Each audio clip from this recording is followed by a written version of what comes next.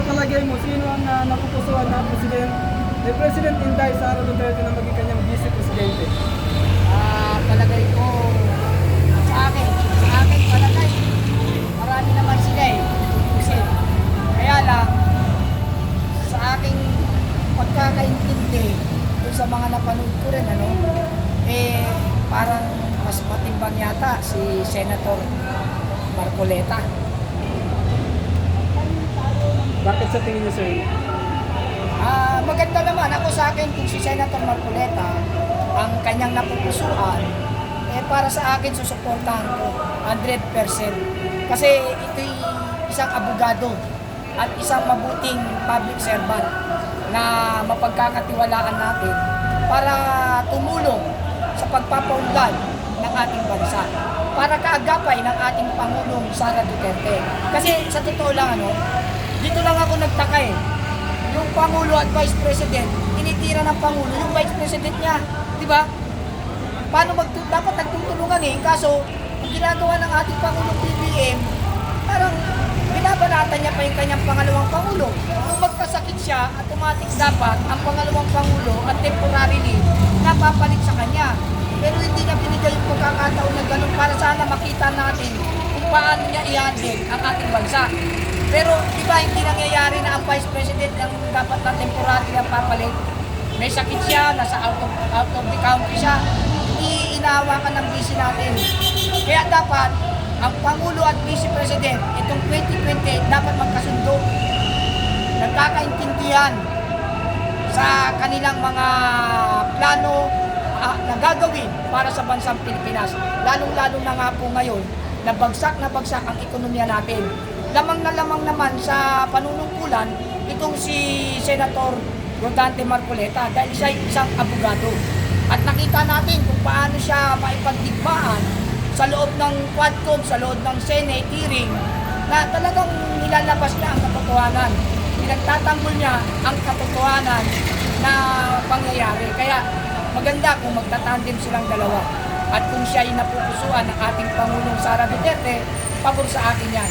Yes, sir. Di ba may slogan ni VP Inday is tapang at malasakit. Yung malasakit kay Senator Bongo. Yes, So, sa tingin niyo, baka si Senator Bongo rin kaya mapili?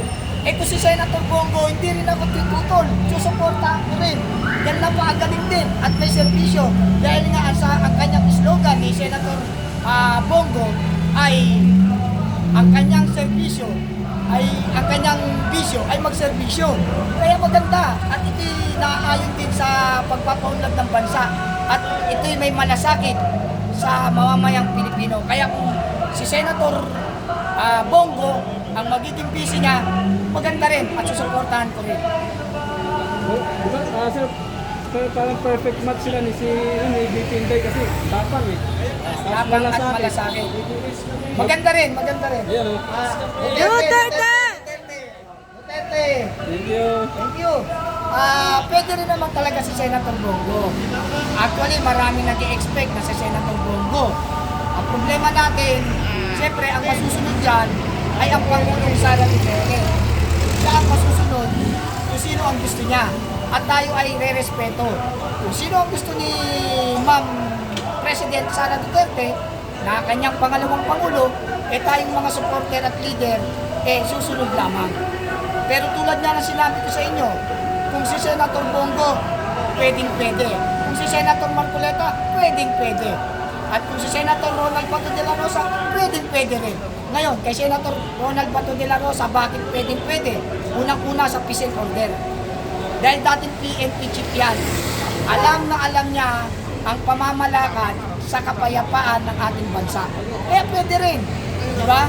Kaya kung sino man ang gusto niya dyan sa tatlo na yan, kung gusto mo pa si Senator Robin Padilla, pwede rin, papaliwanag ko naman kung bakit pwede. Si Senator Robin Padilla, sa totoo lang, in history background ko, wala namang korupsyon. Wala akong nakikitang nangungurakot.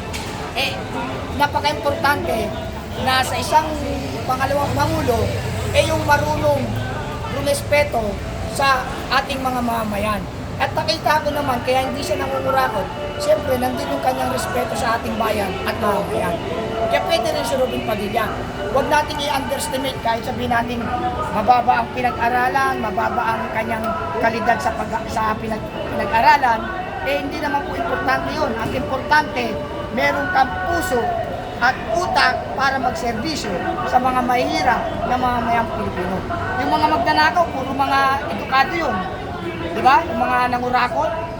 Kaya hindi the question of education. The question is, you know how to give better life for the Filipino people. Sir, mayroon din kasing Marcos Duterte ulit. Marcos Duterte. May sumisigaw din ng Marcos Duterte ulit. Sara Aimee. Possible dream na yan. Sino yung Marcos na yun? Sino? Senator Amy at VP Inday, tandem. Sino may sabi naman yan? Marami na tayo nayarinig na bulong-bulong sa Facebook, mga post, gano'n. Ngayon, kung tungkol naman dyan, ako'y mananawagan at makikiusap sa ating future President Sara Duterte. Ma'am, President Sara Duterte, kung sakali man, actually, hindi naman talaga, para sa akin, hindi nyo ito pipiliin eh. Pero sakali lang, dahil sabi nga ng nagtatanong sa akin, meron daw pumuputok sa social media na Marcos Duterte daw uli. Ako naman ay makikiusap sa inyo, Ma'am President Sara Duterte.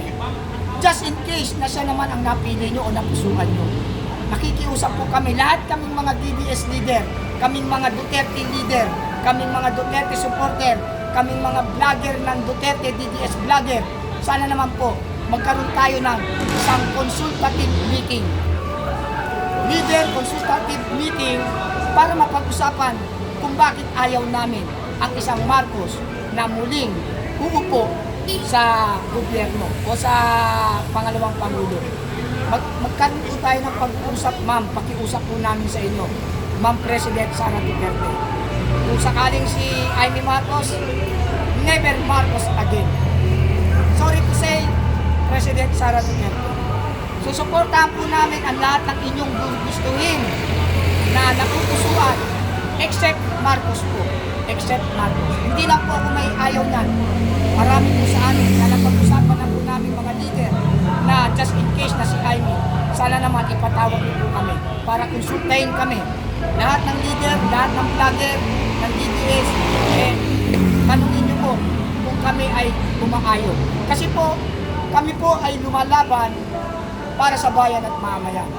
Kami po ay sumusuporta sa inyo, sa tatay nyo hanggang sa inyo, sumusuporta po kami ng buong puso dahil alam namin na ang prinsipyo nyo ay para sa Diyos at bayan at mamayang Pilipino. Ngayon, kontradik naman po sa Marcos ulit. Dahil ang Marcos din po ang dahilan kung bakit nasa dahig si best former President Rodrigo Roa Duterte. Kaya never Marcos again. So, doon sa interview ni VP Inday, interview ni Panapay kay VP Inday, na yung record niyang president, vice president is noong 2025 pa. At yung vice president na yun, ay yung tayo magpo-focus sa mga taong may nakagawa ng kasalanan sa ating bansa at siya magpo-focus sa pagka-presidente. Anong ano nyo dito? Kaya nga dyan sa bagay na yan, hindi kay Banat ba yan kay Jojo de Guzman. Kay Jojo de Guzman may napanood ako ganyan na pangyayari. Para sa akin, yung sinabi niya na siya'y po-focus, dahil matanong niya kung siya'y vindictive kung siya'y gaganti. Para sa akin, yung pagganti niya, normal lang gumanti dun sa mga may kasalanan. Dun sa mga nagnakaw sa kaban ng bayan. Normal lang po yun. Kasi kailangan managot yun. Kailangan mapanagot natin. Pero sabi nga ng ating Vice Presidente, hindi siya vindictive. Tama yun, hindi naman talaga vindictive. Pero, ang mag-aasikaso niyan ay yung pangalawang Pangulo. Siya ang magpapanagot doon sa mga may kasalanan sa ating bayan at mamamayan. Lalo na doon sa nagpadala sa kanyang ama na ating former Vice President Rodrigo Roa Duterte. Yung mga taong involved sa pagpapadala sa dahig sa ICC ay dapat talagang mapanagot natin.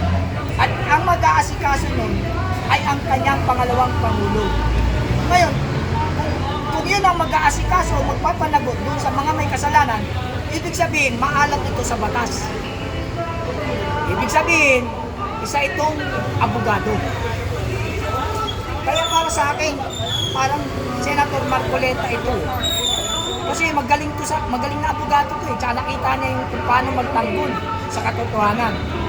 Kaya para sa akin, yun ang nakikita ko doon na hits. 1, 2, 3, nakailan ko ba?